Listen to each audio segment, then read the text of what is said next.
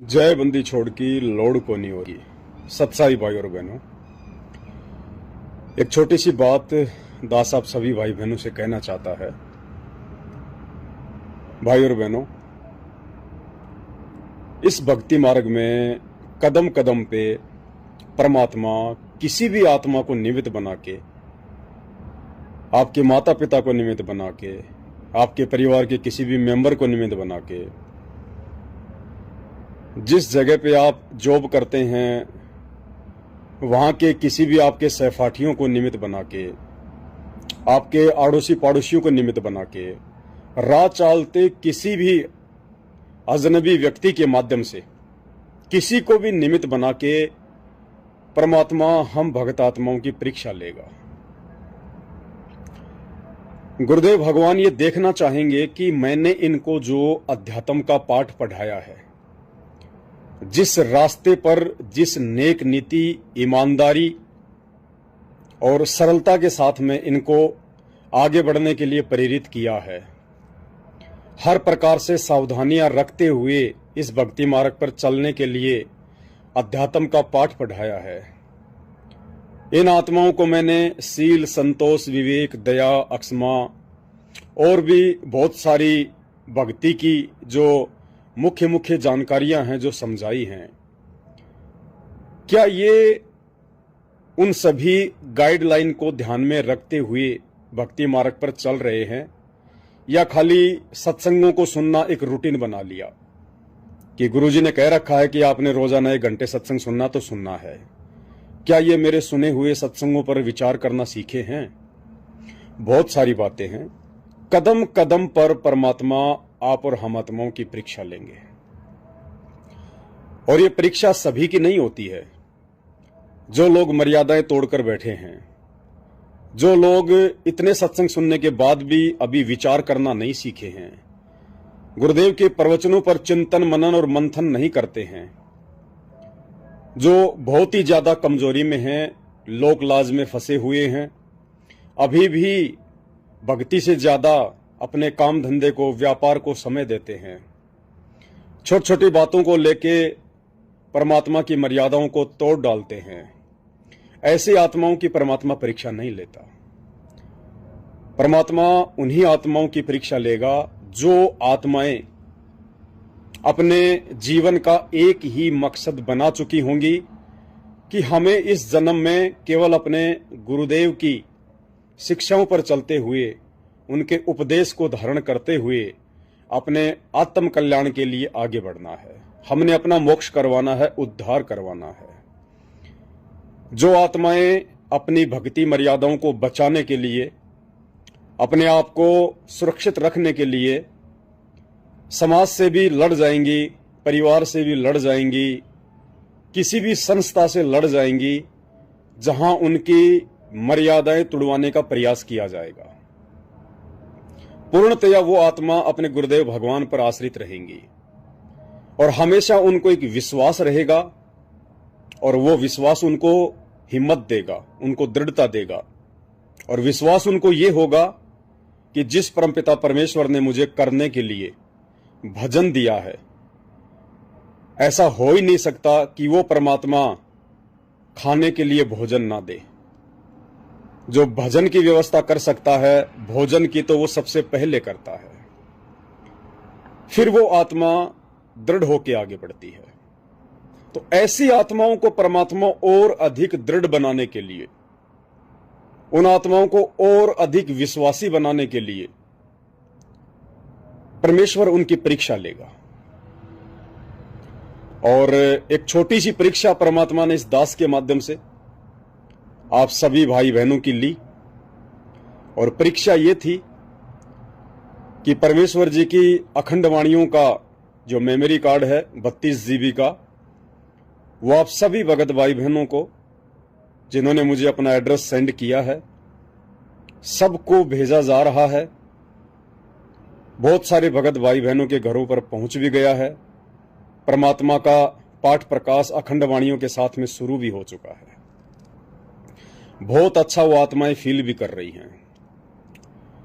उसके बाद परमेश्वर जी ने दास को प्रेरणा की कि बेटा, एक छोटा सा स्पीकर, भले वो 100 रुपए का हो, चाहे 200 का हो, चाहे 500 का हो, एक छोटा स्पीकर भी अपने भगत भाई बहनों तक पहुंचा। क्योंकि संगत में ज्यादातर भगत भाई बहन इस स्थिति में नहीं है कि वो स्पीकर भी ला सके। वो अपना सुबह कमाते हैं, शाम को खाते हैं। और एक जोधपुर से हमारी बहन है, उन्होंने दास को ऑडियो डाली, मैंने ग्रुपों में भी डाली थी। बहन को परमेश्वर ने बताया, दिखाया, क्योंकि बहन एक अच्छे खासे परिवार से है, कोई दिक्कत नहीं है, लेकिन भक्ति में उनका कोई साथ नहीं दे रहा। उनको पैसे नहीं दिए जाते हैं ताकि वो जोत जला सके, वो सेवाओं में पैसा लगा सके। बहन अपना सिलाई का काम किया करती थी। इन दिनों किसी कारणवश उन्होंने सिलाई के काम को रोका हुआ है और उनके पास पहले के कुछ पैसे थे 1500, जिससे वो अपना घी लाकर परमात्मा की जोत जला रही है। जैसे ही बहन को इस बात का पता चला कि परमात्मा की अखंड वाणियां हमारे भगत भाई पवन दास के माध्यम से परमात्मा घर घर में पहुंचा रहे हैं, जिससे भगत भाई बहन ना तो आश्रमों में जाने की जरूरत पड़ेगी और ना ही 21,000 रुपए देकर कुपात्रों को अपने कर्म फोड़ने की जरूरत पड़ेगी। तो बहन ने सोचा कि चलो सिम तो भगत भाई भेज देंगे, मुझे मेमोरी कार्ड तो भेज देंगे, लेकिन मैं चलाऊंगी किस में? मेरे पास में स्पीकर नहीं है, ना मेरे पास में पैसे हैं। तो बहन गुरुदेव भगवान से दरबार में जाकर दंडवत करके हृदय से रोने लगी। और एक अच्छी आत्मा का यही लक्षण होता है, यही गुण होता है। जब भी हमारे ऊपर कोई आपत्ति आती है, कोई परेशानी आती है, हम किसी धर्म संकट में होते हैं, दुविधा में होते हैं, तो अब हम भगत भाई बहनों ने विशेषकर जो साध संगति से जुड़े हुए हैं, जिनको परमात्मा ने ज्ञान देकर हर शंकाओं का समाधान करवाकर इतना दृढ़ कर दिया है, विशेषकर ऐसी परिस्थितियों में हम आत्माओं ने ना अपने किसी रिश्तेदार का मन में विचार लेके आना चाहिए, ना किसी भगत भाई का विचार मन में लेके आना चाहिए, ना किसी आड़ोसी पाड़ोसी का विचार मन में लेके आना चाहिए कि वो लोग मेरी मदद कर देंगे। अन्यथा हमारे साथ में महाभारत के युद्ध में जो द्रौपदी के साथ में बनी थी, जो संकट आने पर, समस्या आने पर सबसे पहले अपने 5 पतियों की ओर देख रही थी, फिर बड़े बड़े लोगों की ओर देख रही थी, शायद ये मेरी मदद कर दे, लेकिन वो मदद नहीं कर पाई। तो सोचिए, आज यदि हमारे ऊपर ऐसी कोई समस्या आएगी तो आपके आड़ोसी पाड़ोसी, आपके रिश्तेदार, आपके माता पिता, आपके सहपाठी, आपके मित्र, आपकी सहेली 5 पांडवों से अधिक सामर्थ्यवान नहीं हो सकते। भीष्म, द्रोणाचार्य और कर्ण जैसे सामर्थ्यवान नहीं हो सकते। जब वो फेल हो गए तो आज हम किन लोगों से उम्मीद करें कि ऐसी परिस्थितियों में वो हमारी मदद करेंगे? तो बहन ने अपना साथी, तमेव माता च पिता तमेव, तमेव बंधु च सखा तमेव, तमेव विद्या च द्रविणम तमेव, तमेव सर्व मम देव देव। साधु माई बाप है, साधु भाई बंद, साधु मिलावे राम से काटे यम के फंद। बहन ने अपने गुरुदेव भगवान से ही उम्मीद लगाई और लगानी चाहिए। ज्यादा लंबी चौड़ी उम्मीद नहीं थी, 400-500 रुपए की। 400-500 रुपए में स्पीकर आ जाता है। दरबार में जाकर बहन परमात्मा के सामने रोई, अंतरात्मा से रोई। ये परमात्मा आत्मा की पुकार सुनता है, अंतर आत्मा की पुकार सुनता है, मन की बकवाद नहीं सुनता। बहन अंतरात्मा से रोई, परमात्मा से पुकार की कि हे परमेश्वर, मेमोरी कार्ड तो भगत भाई हमें भेज देंगे, लेकिन मैं स्पीकर का कहां से इंतजाम कर पाऊंगी? कैसे आपकी अखंड वाणियां मेरे घर पर चलेंगी? बहन रोने लगी।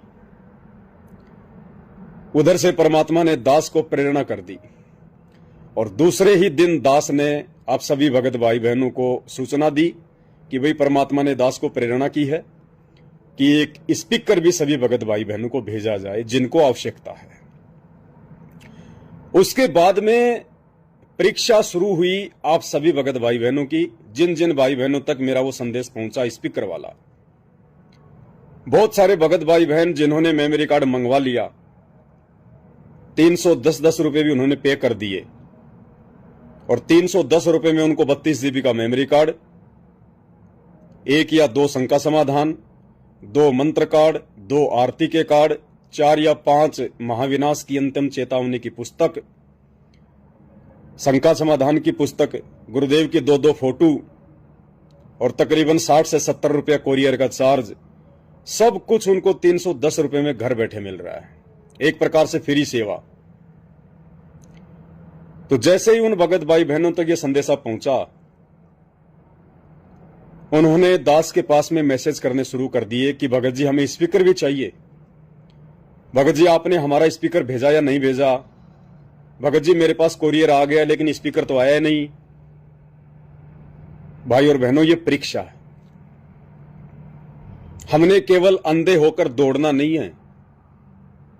कोई भी संदेशा आपको मिले, आपने विचार करना है, क्योंकि कोई भी संदेशा दास अपनी तरफ से नहीं देता, मनमुखी रूप से नहीं देता। दास को जब परमात्मा प्रेरणा करते हैं, उसी समय दास आप भाई बहनों को संदेशा देता है। अन्यथा मुझे कोई शौक नहीं है सोशल मीडिया पर आने का, वीडियो बनाने का। तो ये परीक्षा थी। परीक्षा क्या थी कि क्या हम छोटी छोटी चीजों के ऊपर लालच कर रहे हैं? क्या हमने अपने निजी स्वार्थों को साइड में रखा या नहीं रखा? ये इस प्रकार से ये टुकड़े कल को जब हम त्रिकुटी पर जाएंगे तो काल भगवान भी डालेगा। आज यदि हम इस प्रकार के छोटी छोटी बातों को लेकर, इन छोटे छोटे इन टुकड़ों को लेकर अगर हम इस प्रकार से रवैया अपनाएंगे तो कल को जब हम त्रिकुटी पर जाएंगे और उस समय ये तो पता चलेगा ही नहीं कि हम त्रिकुटी पर आ गए और हमारी परीक्षा होने वाली है। परमात्मा ने बताया कि सौपन जैसा होगा, कि जैसे तुम किसी समागम में बैठे हो, कहीं सत्संग में बैठे हो, ये एहसास नहीं होगा कि तुम त्रिकुटी पर आ गए, तुम्हारा शरीर छूट गया। वहां पर काल हमें टुकड़े फेंकेगा। मैं तुम्हें ब्रह्मा जी का पदवी दूंगा, तुम्हें विष्णु जी की पदवी देंगे, तुम्हें शंकर जी की पदवी देंगे, तुम्हें स्वर्गलोक में बहुत बड़ी स्थान देंगे, बहुत बड़ा तुम्हें पोस्ट देंगे, तुम्हें सप्तपुरी का राजा बना देंगे, तुम्हें ऐसा बना देंगे, वैसा बना देंगे, तुम्हारे पास बहुत कमाई है, तुम ऐश करोगे, बाद में सतलोक चले जाना, देखो तुम्हारी इतनी कमाई शेष है, क्या करोगे फालतू कमाई का, कुछ दिन ऐश करो, आराम करो, मौज करो। भाई और बहनों, परमात्मा हमारा अभ्यास करवा रहे हैं इस धरती पर, ताकि हम त्रिकुटी पर धोखा ना खाएं। हालांकि ज्यादातर भगत भाइयों ने यह गलती नहीं करी, कुछ एक भाई बहन थे जिन्होंने ये गलती की है। मैं ये भी समझ सकता हूं कि उनके मन में ऐसा कोई दोष या ऐसा कोई स्वार्थ की भावना नहीं थी। उन्होंने केवल ये सोचकर कि फ्री में मिल रहा है तो ले ले। हालांकि बहुत सारे भगत भाई बहनों ने यह भी कहा कि भगत जी इसका जो भी पैसा है वो हम आपको दे देंगे, क्योंकि हम मार्केट में जा नहीं सकते, ला नहीं सकते, हमें पता नहीं कि कैसा लेना चाहिए। बात सब कुछ ठीक है, लेकिन कुछ 1-2% वो भगत भाई बहन, देखो आपके मन की बात आप जान सकते हैं या परमात्मा सतगुरु रामपाल जी जान सकते हैं। इसलिए संदेशा केवल उन्हीं 1-2% भगत भाई बहनों के लिए है जिनसे ये गलती हुई है। ये स्पीकर हम उन भगत भाई बहनों के लिए लेके आए थे शुरुआत में 500 स्पीकर। हालांकि 500 स्पीकर पूरे हो चुके हैं। जो भगत भाई बहन अभी नए नए जुड़े हैं या जो भगत भाई बहन काफी समय से जुड़े हैं लेकिन मर्यादा में नहीं है, जिस कारण से उनको किसी प्रकार का परमात्मा की तरफ से कोई लाभ प्राप्त नहीं हो पा रहा, जिनकी आर्थिक स्थिति डामाडोल है, जो बेचारे सिम के पैसे भी नहीं दे पा रहे, मेमोरी कार्ड के पैसे भी नहीं दे पा रहे, या बड़ी मुश्किल से जिन्होंने मेमोरी कार्ड के पैसे दे दिए लेकिन स्पीकर लाने की फिलहाल उनकी गुंजाइश नहीं है, ऐसे भगत भाई बहनों को हम फोन कर करके, जैसे हमारे पास में एड्रेस आता है हम उनको फोन करते हैं कि भगत जी आपका पार्सल तैयार है, लगने को जा रहा है, आप अपने मोबाइल को जरूर ऑन रखना, क्योंकि आजकल के जो पोस्टमैन हैं वो पहले फोन करते हैं और यदि फोन का आपने जवाब नहीं दिया तो पार्सल को वापस भेज देते हैं। तो भगत जी नुकसान होगा, कोई फायदा नहीं है। और भगत जी, यदि आप स्पीकर ला सकते हैं, यदि आपके पास में है तो बहुत अच्छी बात है। यदि आप स्पीकर खरीद कर नहीं ला सकते हैं, आपके पास इतना पैसा नहीं है, आपकी आर्थिक स्थिति इतनी दृढ़ नहीं है, तो हम आपके लिए स्पीकर भेज रहे हैं। तो 100 में से कोई 1 या 2 भाई बहन ऐसे होते हैं जो स्पीकर मंगवाते हैं। वो समझ जाते हैं कि ये सेवा हमारे उन भगत भाई बहनों के लिए है जो आर्थिक रूप से कमजोर हैं।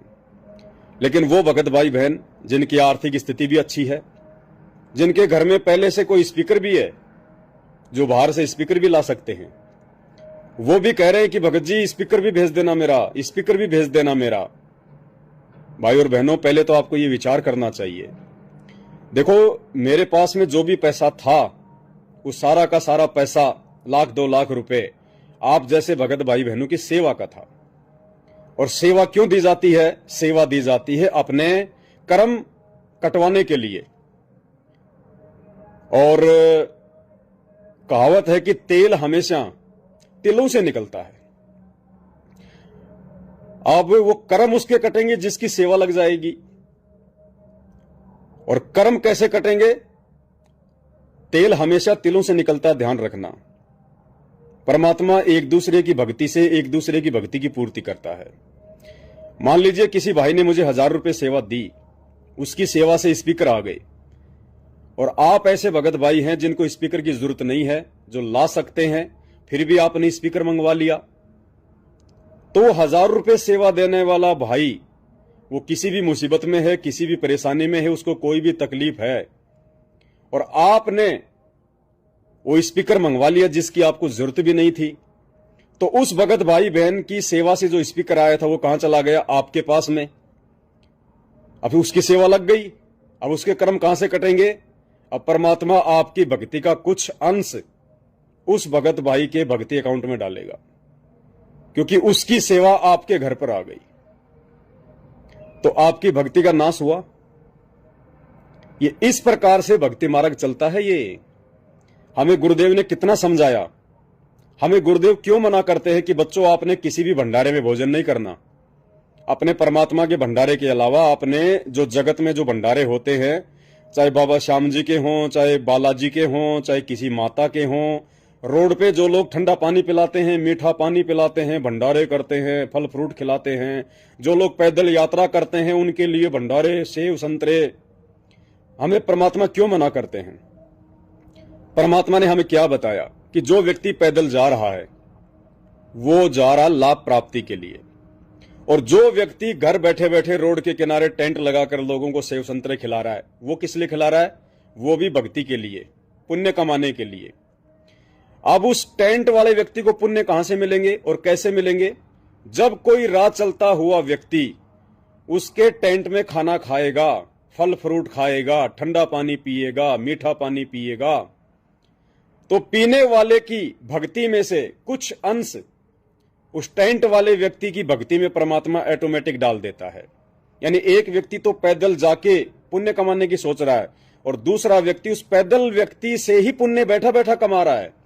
इसलिए परमात्मा हमें मना करते हैं कि हमने ऐसे किसी भंडारे में भोजन नहीं करना चाहिए, अन्यथा हमारी भक्ति जाएगी, वो व्यक्ति बैठा बैठा हमारी भक्ति खींच लेगा। तो भाई और बहनों, ये जो स्पीकर हैं ये परमात्मा की उन आत्माओं के लिए हैं जो आर्थिक रूप से कमजोर हैं, और उनकी बातों से पता चल जाता है। जब हम उनको फोन करते हैं तो उनकी बातों से, उनके लहजे से ही पता चल जाता है कि ये व्यक्ति आर्थिक रूप से कमजोर है या ठीक है। तो ये हमारी परीक्षाएं होती हैं परमात्मा की तरफ से। ये दास बार बार आप सभी भगत भाई बहनों को 8 साल से कहता आया है कि मुझ पवन दास की किसी भी बात पे आंख बंद करके भरोसा मत करना। मैं अपनी तरफ से सब कुछ ठीक करूंगा, लेकिन अंतिम मर्जी तो सतगुरु रामपाल जी भगवान की होगी। परमात्मा भी तो संगत की परीक्षा लेगा कि जैसे ये भोली आत्माएं पहले मेरे परिवार के पीछे आंख बंद करके विश्वास करके चल रही थी, और मेरे परिवार ने इनको ठग लिया, इनसे राजनीतियां करवाई, इनसे ज्योति पाठ के पैसे लिए, इनको जाट आरक्षण में बैठाया, इनको आनंदपाल सिंह की सीबीआई जांच में झोंक दिया, इनके दान का पैसा कुपात्रों को दिया गया। जैसे इन आत्माओं को विश्वास में लेकर, हालांकि दास किसी को विश्वास में नहीं ले रहा, दास का इस भक्ति मार्ग में कोई निजी स्वार्थ नहीं है, लेकिन परीक्षा तो परमात्मा लेगा ना, क्योंकि हमारी रिहर्सल चल रही है। जो आदत हमारी आज हो जाएगी मरने के बाद में सूक्ष्म शरीर में भी वही आदत रहेगी। तो परमात्मा चाहते हैं कि ये आत्माएं जैसे पहले मेरे परिवार वालों के माध्यम से ठगी का शिकार हो चुकी हैं, अपनी भक्ति बर्बाद कर चुकी हैं, कहीं ऐसा तो नहीं कि ये पवनदास के ऊपर भी आंख बंद करके विश्वास कर रही हो, उसकी हर बात को फॉलो कर रहे हो, उसकी हर बात को सत्य मान रहे हो।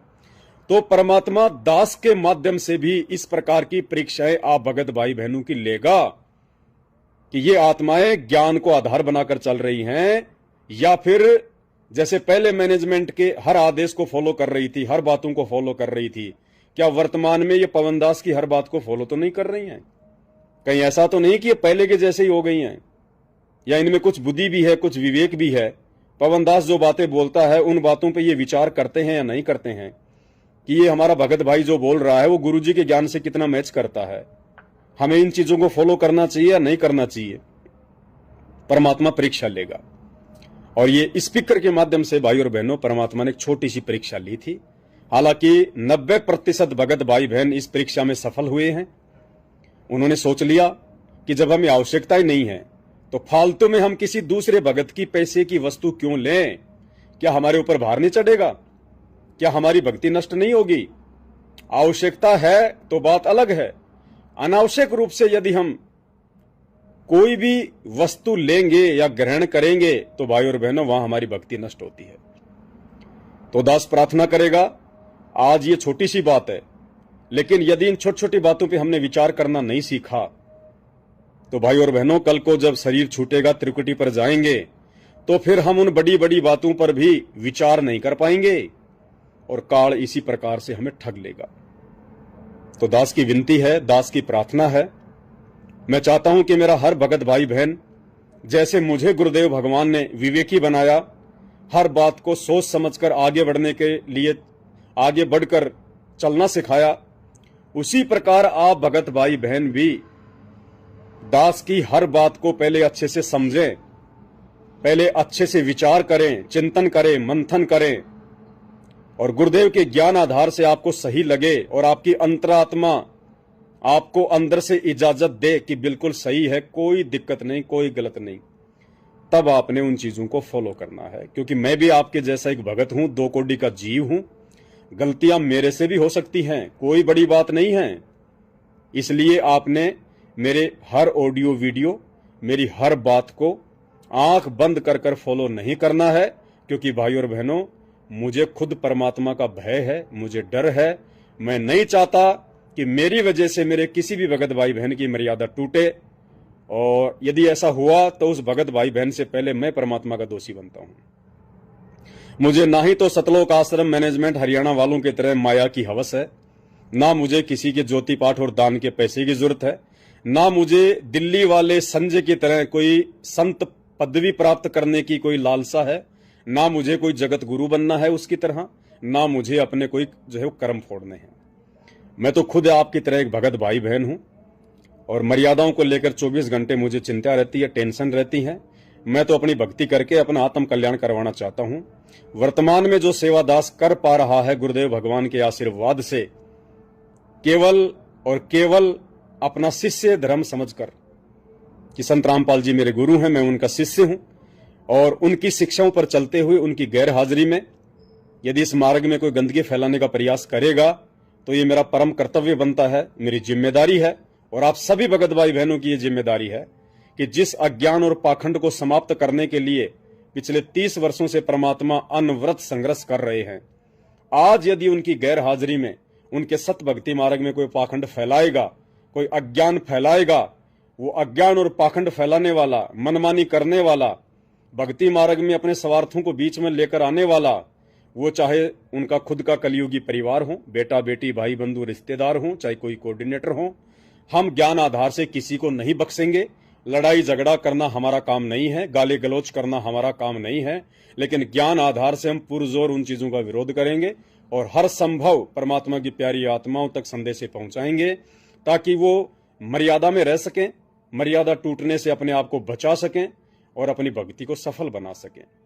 तो भगत भाई बहनों, हर चीज पर हमने गौर करना होगा, विचार करना होगा, परमात्मा कब और किस समय और किस भगत भाई बहन के माध्यम से संगत की परीक्षा ले ले, ये कुछ नहीं कहा जा सकता है, इसलिए हमने हर तरफ से चौकन्ना होकर आगे चलना है। बंदी छोड़ सतगुरु रामपाल जी भगवान की जय हो। जय बंदी छोड़ की, लौड़ कोनी और की।